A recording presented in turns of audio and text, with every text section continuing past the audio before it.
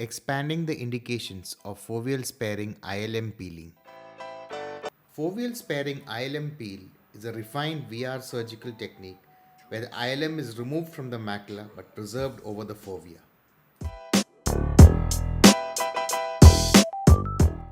In case compilation 1, we highlight the routine indications of foveal sparing ILM peeling. The first indication is optic dispit maculopathy. Here, the ILM is peeled in an anti-clockwise manner, sparing the fovea. The nasal ILM is then placed over the optic disc pit. A fluid air exchange was performed at the end of the case. These are the post-op OCT images. The second common indication is vitreomacular traction. Here, after staining with triamcinolone, the posterior hyaloid is carefully truncated. Then, after staining the ILM with brilliant blue-green dye, a foveal sparing ILM peel was performed to preserve the foveal architecture and prevent de-roofing of the fovea.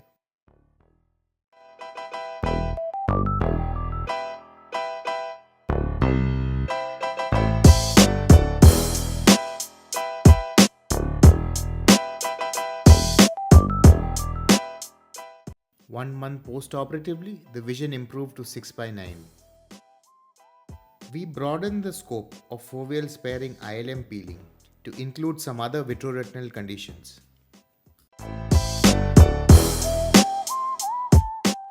This is a case of rhegmatogenous retinal detachment. After all the routine steps, a foveal sparing ILM peel was attempted.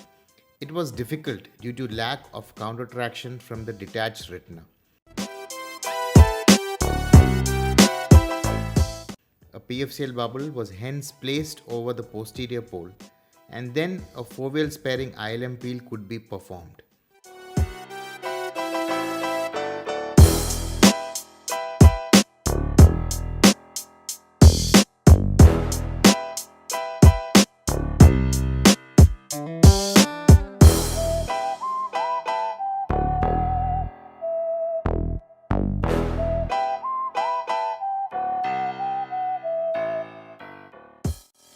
The foveal contour was maintained post-operatively with the patient having good vision.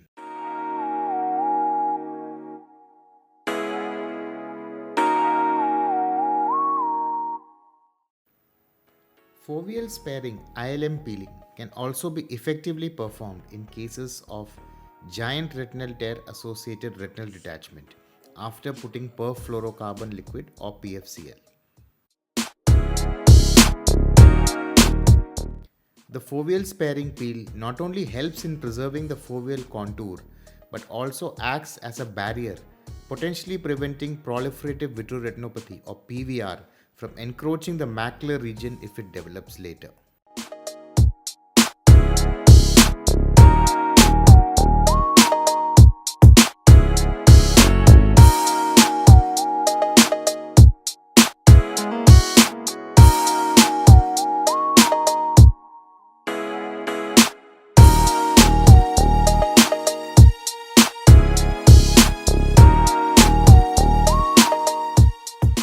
Why to do a foveal sparing ILM peel in retinal detachment cases?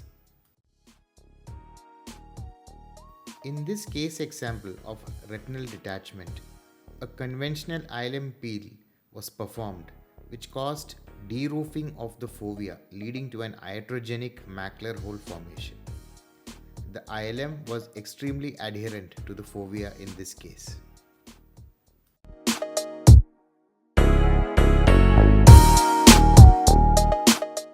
Another expanded indication of the foveal sparing ILM peel is in cases of proliferative diabetic retinopathy with chronic macular edema, which is seen either preoperatively or on the table.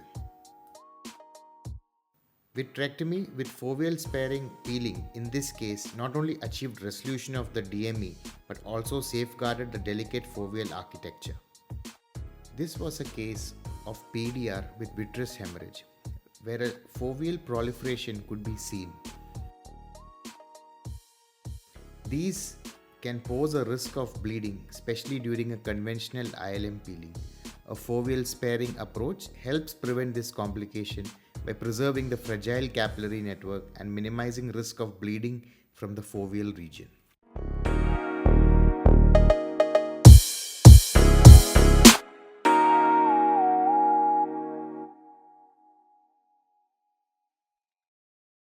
Let's see what can happen during a conventional ILM peeling in PDR cases.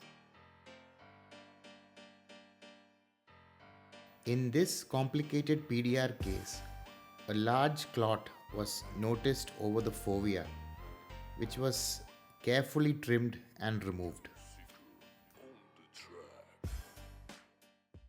While peeling ILM over the fovea, a tiny bleeder began to ooze, highlighting the risk of a conventional peel. Such bleeds are difficult to control and can lead to diffuse post-op vitreous cavity hemorrhages.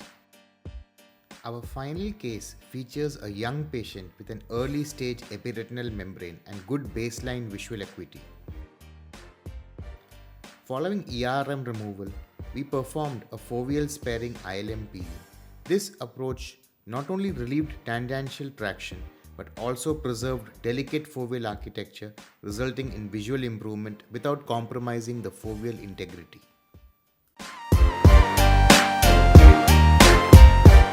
This table compares the pros and cons of a regular ILM peeling with a foveal sparing ILM peel. Note that a foveal sparing ILM peel can be technically more challenging.